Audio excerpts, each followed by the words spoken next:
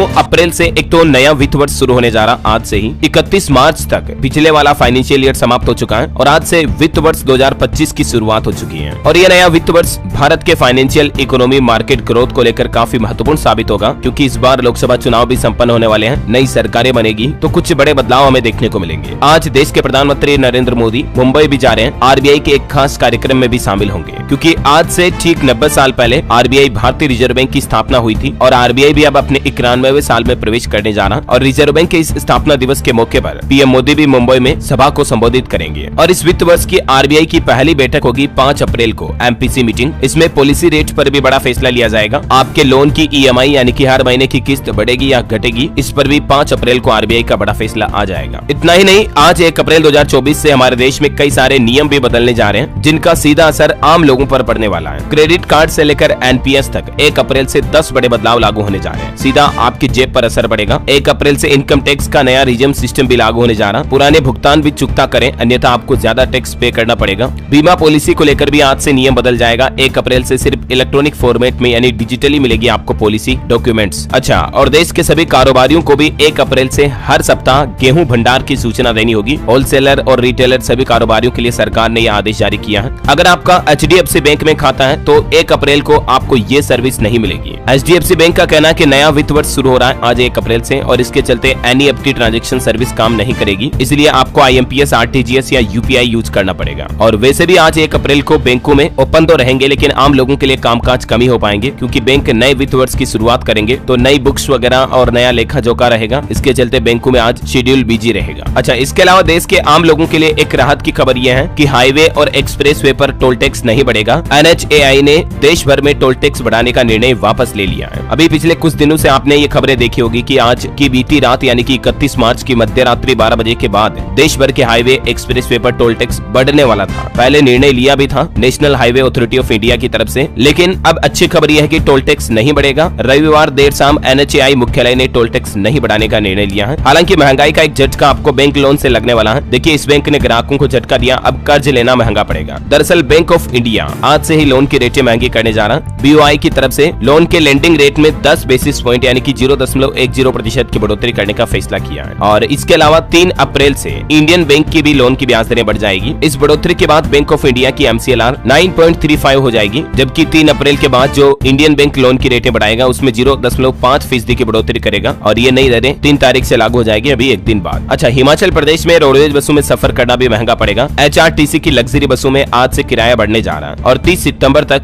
10% छूट नहीं मिलेगी, है ना। और इसके अलावा भी दोस्तों पैसों से जुड़े भी 5 ऐसे नियम हैं जो आज से बदलने जा रहे हैं। भारतीय रिजर्व बैंक आरबीआई ने बड़ी राहत दी है। अब से निष्क्रिय खातों पर आपको नहीं देना होगा ये चार्ज। ये नियम भी 1 अप्रैल से बदलने जा रहा है। यानी आपका कोई ऐसा बैंक खाता है इनएक्टिव पड़ा है तो अब आपको उन पर मिनिमम बैलेंस मेंटेनेंस चार्जेस नहीं देना पड़ेगा। भारतीय स्टेट बैंक SBI के भी करोड़ों ग्राहकों को आज से झटका लगने वाला है। 1 अप्रैल से 75 रुपए महंगी हो जाएगी ये सर्विस। दरअसल SBI अपने कई तरह के डेबिट कार्ड पर एनुअल मेंटेनेंस चार्जेस में बढ़ोतरी करने जा रहा। ये टेबल में आप देख सकते हैं। बीमा पॉलिसी खरीदने वालों को भी एक और बड़ा झटका लगने वाला है। अब पॉलिसी सरेंडर करने पर आपको ज्यादा पैसा नहीं मिलेगा। इरिडा की तरफ से इसका एक नया फॉर्मूला तय किया है। इसकी डिटेल जानकारी मैंने आपको DLS न्यूज पर पहले भी बताई थी। इसके अलावा इलेक्ट्रिक व्हीकल की जो FAME 2 स्कीम है वो भी 31 मार्च से खत्म हो चुकी है। 1 अप्रैल से अब आपको ईवी पर कम सब्सिडी मिलेगी, क्योंकि आज से EMPS के तहत इलेक्ट्रिक 2 व्हीलर पर 10,000 रुपए तक की सब्सिडी मिलेगी। पहले FAME 2 के तहत 22,500 रुपए तक मिलते थे। इलेक्ट्रिक गाड़ियों के लिए भी सरकार ये नई स्कीम 1 अप्रैल से शुरू करने जा रही है। 1 अप्रैल से कई गाड़ियां भी महंगी होने जा रही है। देखिए आप, 1 अप्रैल से 3% किया कंपनी भी कारों की रेटें बढ़ाने जा रही है। टाटा मोटर्स ने भी कॉमर्शियल व्हीकल के दाम में 2% बढ़ोतरी करने की घोषणा की है आज 1 अप्रैल से ही। और इसके अलावा पान मसाला, तंबाकू को लेकर भी एक नियम बदलने जा रहा। 1 अप्रैल से गुटखा पान मसाला बनाने वाली कंपनियों की मशीनों को लेकर 1 लाख रुपए का जुर्माना लगाने का भी फैसला किया है ना। तो ये कुछ इंपोर्टेंट रूल्स तो मैंने आपको बता दिए। और भी अगर आप डिटेल में जानना चाहते हैं दोस्तों कि आज 1 अप्रैल से हमारे देश में क्या क्या बदलाव लागू होने जा रहे हैं, तो आपको पता होगा अभी एक दिन पहले मैंने DLS न्यूज पर वीडियो डाल दिया है। 1 अप्रैल से क्या क्या 10 बड़े नए नियम बदलाव लागू होंगे। Complete A to Z information आप इस वीडियो में देख लीजिएगा, लिंक मैं नीचे डाल दूंगा। और चलिए अब अपन टाइम वेस्ट बिल्कुल भी नहीं करते हैं, सीधे आगे बढ़ते हैं महत्वपूर्ण बड़ी खबरों की तरफ। देखिए आप, प्रधानमंत्री नरेंद्र मोदी ने उत्तर प्रदेश मेरठ से चुनाव प्रचार की शुरुआत की और इस दौरान पीएम बोले कि भ्रष्टाचारी चाहे कितना भी बड़ा हो उसके खिलाफ सख्त कार्रवाई होगी। पीएम ने कहा कि बड़े बड़े सत्ताधारी जेल में हैं, सुप्रीम कोर्ट से उन्हें जमानत नहीं मिल रही है। इन बेईमानों ने जो धन लूटा है वो गरीबों को लौटाऊंगा। आखिर बड़े बड़े सत्ताधारी कहने के पीछे पीएम मोदी किसको टारगेट कर रहे हैं? अरविंद केजरीवाल को या? आपकी क्या राय है कमेंट करके बताओ मुझे। तो पीएम ने कहा मेरठ में भाषण देते हुए कि बड़े बड़े सत्ताधारी जेल में है, जमानत के लिए चक्कर काट रहे हैं लेकिन जमानत मिल नहीं रही है। और इस बीच मोदी ने वादा किया कि हमारी सरकार तीसरे कार्यकाल की तैयारी में अभी से जुट चुकी है, 5 साल का रोडमैप तैयार है। और वहीं पीएम मोदी ने कांग्रेस पर आरोप लगाते हुए कहा कि कच्चा थीऊ द्वीप कांग्रेस वालों ने श्रीलंका को दे दिया। वो बोले कि 75 साल से देश की अखंडता कमजोर कर रहे हैं, उन पर भरोसा नहीं कर सकते हैं। चलिए अगली खबर देखिए। दिल्ली के मुख्यमंत्री अरविंद केजरीवाल और झारखंड के पूर्व मुख्यमंत्री हेमंत सोरेन की रिहाई और ईडी पर जांच समेत इंडिया गठबंधन में 5 बड़ी मांगे की गई। दरअसल कल ही आपको बताऊंगा राजधानी दिल्ली में विपक्ष के पूरे इंडी गठबंधन ने रैली की, सभी नेता एक साथ इकट्ठे हुए हैं। इसमें राहुल गांधी बोले कि चुनाव से पहले मोदी मैच फिक्सिंग कर रहे हैं। भगवंत मान ने कहा कि देश किसी के बाप की जागीर नहीं। राहुल गांधी ने इस दौरान प्रधानमंत्री पर मैच फिक्सिंग का आरोप लगाया और रामलीला मैदान में बरसे राहुल गांधी। इस दरमियान विपक्ष के इंडी गठबंधन ने 5 बड़ी मांगे रखी और वो 5 मांगे कौन कौन सी देख सकते हैं आप। एक तो भारत के चुनाव आयोग को इलेक्शन में सभी के लिए समान अवसर सुनिश्चित करने चाहिए। अरविंद केजरीवाल हेमंत सोरेन की तत्काल रिहाई की जाए। विपक्षी पार्टियों को वित्तीय रूप से कमजोर करने की कोशिशें बंद की जाए और इलेक्टोरल बॉन्ड्स के जरिए जो बीजेपी को फंड मिला है उसकी एसआईटी जांच होनी चाहिए। इंडिया गठबंधन की रैली में नेताओं ने ईडी सीबीआई को बीजेपी का दोस्त बताया। तो इस विपक्ष की रैली पर भाजपा ने भी वार करते हुए कहा कि ये लोकतंत्र नहीं है, परिवार बचाओ भ्रष्टाचार छुपाओ रैली है, बोले सुधांशु त्रिवेदी। और वैसे दिल्ली में शराब नीति घोटाले पर एक और बड़ा खुलासा सामने आ रहा। सीबीआई और आईटी को मिला आबकारी नीति का गोवा कनेक्शन भी। अब एक और अलग एंगल से ईडी ने जांच करना शुरू कर दिया है। चलिए अगली खबर देखिए। कांग्रेस ने गरीबों को घर और महिलाओं को हर साल 1-1 लाख रुपए देने समेत आंध्र प्रदेश राज्य में 9 गारंटियों का ऐलान किया है। उन्होंने कहा कि आंध्र प्रदेश को 10 साल के लिए विशेष राज्य का दर्जा दिलाएंगे। माताओं बहनों को हर महीने 8,500 रुपए हर महीने यानी लगभग सालाना 1 लाख रुपए दिए जाएंगे महिला महालक्ष्मी योजना के तहत। और भी कुछ बड़ी घोषणाएं की कांग्रेस ने, देख सकते हैं आप। न्यूनतम वेतन बढ़ाकर 400 रुपए प्रतिदिन करेंगे। विकलांगों को 6,000 रुपए पेंशन, बुजुर्गों को 4,000 और 2.5 लाख सरकारी पदों को भरा जाएगा। चलिए अगली बड़ी खबर देखिए। सीबीआईसी ने जीएसटी को लेकर जारी किए गाइडलाइंस। बिना मंजूरी के बड़ी कंपनियों की जांच नहीं कर पाएंगे अब अधिकारी।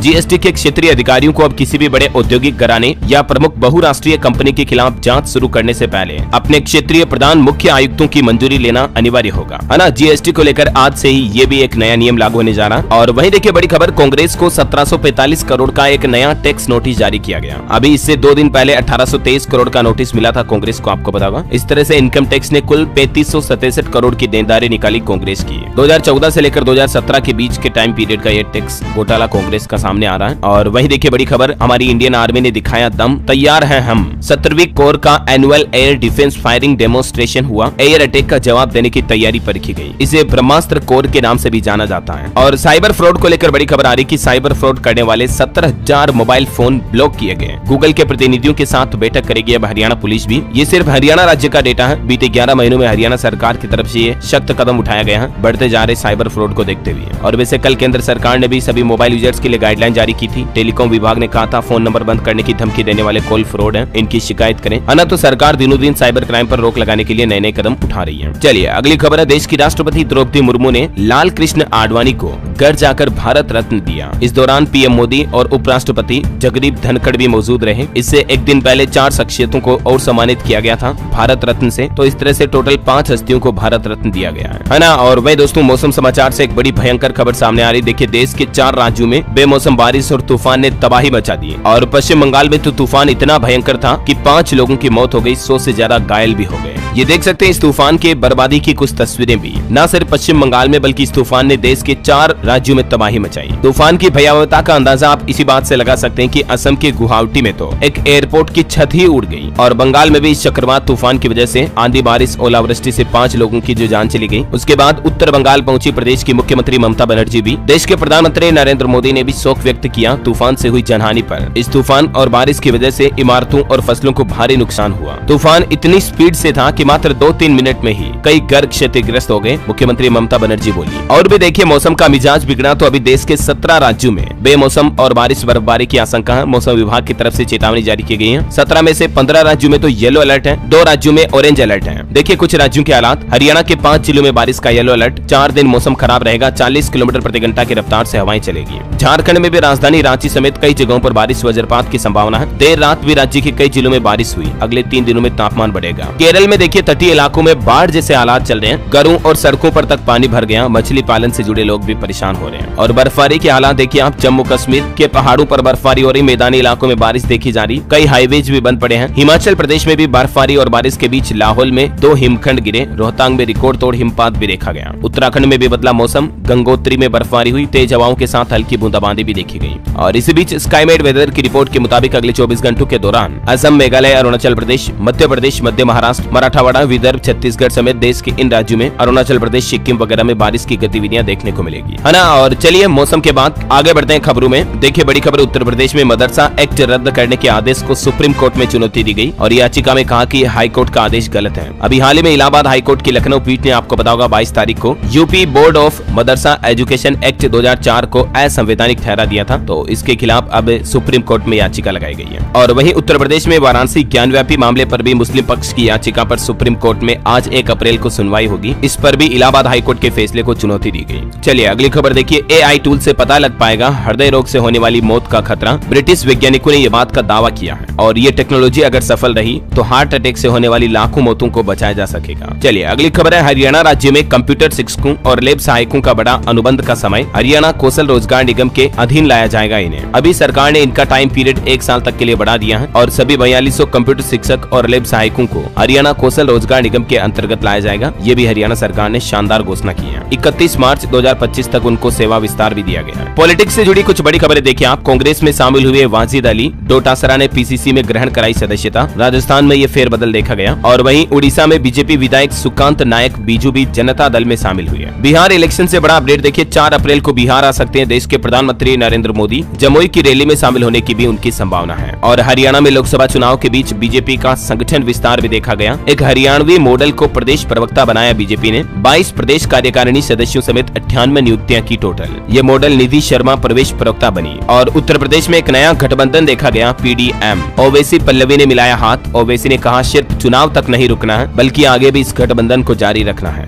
और वहीं देखिए लोकसभा चुनाव के बीच पंजाब में आम आदमी पार्टी व कांग्रेस को कई बड़े झटके लगे। कई पूर्व पार्षद भाजपा में शामिल हुए। पंजाब जालंधर की सियासत भी फिर से गरमाई। पश्चिम बंगाल की मुख्यमंत्री ममता बनर्जी की भी भाजपा को चुनौती, कहा कि पहले 200 सीटें जीत कर दिखाएं। जबकि आपको पता होगा भाजपा लगातार इस बार 400 से ज्यादा सीटों पर जीत दर्ज करने का दावा कर रही है। खैर ये तो वक्त ही बताएगा कौन कितना गहरे पानी में है। बहरहाल आगे बढ़ते हैं खबरों में। देखिए आपको एक सावधान करने वाली खबर बताता हूँ। पंजाब के पटियाला की यह घटना है। ऑनलाइन केक मंगाया, बर्थडे था एक लड़की का, तो जोमेटो से ऑर्डर करके केक मंगाया, लेकिन वो केक खाने से बच्ची की जान चली गई। ना सिर्फ बच्ची की बल्कि परिवार के 4 सदस्यों की भी जान मुश्किल से बच पा रही है। हॉस्पिटल में भर्ती है अभी वो। अब हो सकता है केक को या तो बनाते टाइम पे बेकरी वाले के यहाँ पर कुछ न कुछ गड़बड़ हुई, फूड पॉइजनिंग का मामला हो सकता है, या कोई इरादतन या गैर इरादतन घटना है। अभी पुलिस ने मामला दर्ज कर लिया है और जिस बेकरी से केक ऑर्डर किया था उसके संचालकों को भी अरेस्ट कर लिया गया है। ये देख सकते हैं तस्वीरें, मतलब थोड़ी देर पहले तो बच्ची कितनी खुशी से अपना बर्थडे सेलिब्रेट कर रही थी। महज 2-3 घंटे बाद ही बच्ची इस दुनिया से चली गई। ईश्वर इस नन्ही गुड़िया की आत्मा को शांति दे, हमारी यही प्रार्थना है। और चलिए अगली खबर देखिए। सुप्रीम कोर्ट ने एक बड़ा फैसला सुनाया और कहा कि किसी भी राज्य के राज्यपालों को किसी काम को करने या न करने के लिए कहा जाना शर्मनाक है। जस्टिस नागरतना बोली कि संविधान के अनुसार काम होने चाहिए। राज्य सरकार अलग है, मुख्यमंत्री अलग है और राज्यपाल अलग है। सभी को अपनी अपनी ड्यूटी स्वतंत्रता पूर्वक करनी चाहिए, है ना। और खबर आ रही दोस्तों, सरकार को फाइनेंशियल ईयर 2024 में मिला अनुमान से 26% ज्यादा 63,000 करोड़ रुपए का लाभांश। डिविडेंड पॉलिसी का यह आंकड़ा है। डिविडेंड आया मतलब सरकार को अलग अलग सरकारी कंपनियों से। और मार्केट से बड़ी खबर देखिए आप, पैनासोनिक और IOCL ने मिलाया हाथ। बैटरी निर्माण के लिए आप ज्वाइंट वेंचर बनाएंगे। ये दोनों कंपनियां पार्टनरशिप में बैटरी प्रोडक्शन प्लांट शुरू करेंगी। अडानी ग्रुप से भी खबर आ रही कि हिंडनबर्ग के झटके से बाहर निकला अडानी ग्रुप। बिजनेस बढ़ाने के लिए इस सप्ताह भी कंपनी ने कई बड़े ऐलान किए, मैंने आपको बताया भी था। कई नई इंडस्ट्रीज भी खोलने जा रही है अडानी, है ना। और वही दोस्तों हाल ही में जो किसान आंदोलन हुआ, इसको लेकर एक बड़ा चौंकाने वाला खुलासा सामने आ रहा कि हरियाणा पुलिस ने जिस ड्रोन से आंसू गैस के गोले दागे ना, DGCA को पता ही नहीं है कि वो ड्रोन का लाइसेंस भी था या नहीं था। ट्रेंड पायलट पर भी सस्पेंस बरकरार है। चलिए अगली खबर है, अब उत्तर प्रदेश के ट्रांसजेंडर भी मतदाताओं को करेंगे जागरूक। इंटरनेशनल ट्रांसजेंडर डे पर गोंडा से ये नई पहल शुरू हुई। भारत के एक्सपोर्ट यानी निर्यात पर भी बड़ी खबर देखिए। यूरोपीय, नॉर्डिक, बाल्टिक देशों में निर्यात 10% तो आयात 9.5% बढ़ा। स्वीडन भारत का सबसे बड़ा कारोबारी साझेदार बना इस वित्त वर्ष में। और एक बड़ी शानदार खबर आ रही कि इलीगल लैंडिंग एप्स पर लगाम लगाने के लिए यानी फर्जी लोन एप्स पर लगाम लगाने के लिए RBI का का डिजिटा एक नया सिस्टम आ रहा है। इसका नाम है डिजिटा, फुल फॉर्म है इसकी digital India trust agency. Online fraud पर रोकथाम के लिए आरबीआई यानी कि रिजर्व बैंक ऑफ इंडिया ने डिजिटा की स्थापना पर गंभीरता से विचार किया है और जल्दी आपको एक नया सिस्टम मिलेगा आपकी सेफ्टी सुरक्षा के लिए। चलिए अगली खबर देखिए। केंद्रीय गृह मंत्री अमित शाह आज राजस्थान जोधपुर का दौरा करेंगे। लोकसभा चुनाव को लेकर कार्यकर्ताओं की बैठक भी लेंगे और इस दौरान मुख्यमंत्री भजन लाल भी उनके साथ रहेंगे। वहीं एक रिपोर्ट सामने आ रही कि केंद्र सरकार ने छत्तीसगढ़ को दिए 3,80,000 करोड़ रुपए। चिमनानी की मोदी मैजिक बुक में भी ये दावा किया गया कि 10 साल में मनमोहन से ज्यादा धनराशि मोदी ने दी छत्तीसगढ़ को। और उत्तर प्रदेश के मुख्यमंत्री योगी आदित्यनाथ आज हाथरस, बुलंदशहर और गौतम बुद्ध नगर का दौरा करेंगे। इन सभी जगहों पर प्रबुद्ध वर्ग के सम्मेलन को संबोधित करेंगे। फिर कल 2 अप्रैल को सीएम योगी बरेली का दौरा करेंगे, यहाँ भी प्रबुद्ध जन सम्मेलन को संबोधित करेंगे। और वहीं उत्तर प्रदेश में देखिए मुख्तार अंसारी की मौत पर शोक जताने के लिए ओवैसी आए तो सूचना मिलते ही समर्थकों का जमावड़ा भी लगा। पीएम मोदी ने वाराणसी में वर्चुअली टिफिन मीटिंग की और प्रधानमंत्री बोले कि पहले मां गंगा ने बुलाया, अब गोद लिया। वाराणसी के भाजपा कार्यकर्ताओं के साथ वर्चुअल टिफिन मीटिंग की ये तस्वीरें आप देख सकते हैं। अच्छा, एक बड़ी दुर्घटना की खबर देखिए। हरियाणा की फैक्ट्री में भीषण आग लग गई। अंदर रखे गैस सिलेंडर फटे, 2 किलोमीटर तक धुआं फैल गया और इस घटना में झुलसने और दम घुटने से 8 गायों की भी मौत हो गई। हरियाणा के भिवानी में गद्दा फैक्ट्री में ये अग्निकांड हुआ। और खबर है कल 2 अप्रैल को उत्तराखंड के रुद्रपुर में जनसभा करेंगे पीएम मोदी। बीजेपी रैली की तैयारियों में जुटी। 3 और 4 अप्रैल को जेपी नड्डा का भी उत्तराखंड दौरा होगा। चलिए दोस्तों, एजुकेशन से जुड़े कुछ अपडेट देखिए। सीयूईटी यूजी के अभ्यर्थियों के लिए खुशखबरी है। एनटीए ने आवेदन की अंतिम तारीख बढ़ा दी है। अब आप 5 अप्रैल तक आवेदन कर पाएंगे। और बिहार 10वीं बोर्ड का रिजल्ट भी आ चुका है। 489/500 स्कोर के साथ शिवांकर कुमार स्टेट टॉपर रहा, जबकि टोटल रिजल्ट 82.91% रहा, यानी लगभग 83% स्टूडेंट जो बिहार मैट्रिक में पास हुए हैं। पूर्णिया के शिवांकर फर्स्ट और समस्तीपुर के आदर्श सेकंड टॉपर रहे। टॉप 10 में नीतीश के ड्रीम स्कूल के 6 स्टूडेंट शामिल हुए।